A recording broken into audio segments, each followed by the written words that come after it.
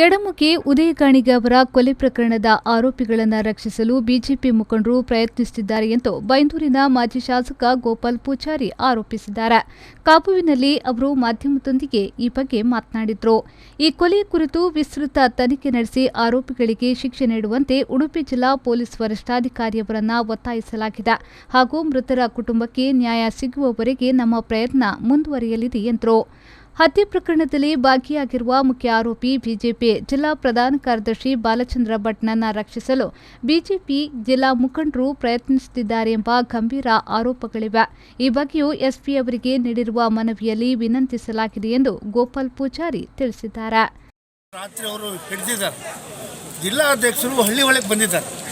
ಹಳ್ಳಿಹೊಳೆ ಅಲ್ಲಿ ಬಿಜೆಪಿಯ ಪ್ರಧಾನ ಕಾರ್ಯದರ್ಶಿಯಾದಂಥ ಎನ್ ಬಾಲಚಂದ್ರ ಭಟ್ರನ್ನ ಅಲ್ಲಿಂದ ತಪ್ಪಿಸಿ ಇವರ ಮನೆಗೆ ಬರುವಂಥ ಕೆಲಸ ಆಗಿದೆ.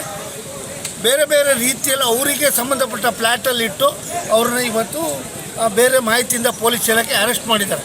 ಇದರಲ್ಲಿ ಬಿಜೆಪಿಯ ಜಿಲ್ಲಾಧ್ಯಕ್ಷ ಶಾಮೀಲಾಗಿದ್ದ ಅನುಮಾನ ಕಾಣ್ತಾ ಇದೆ.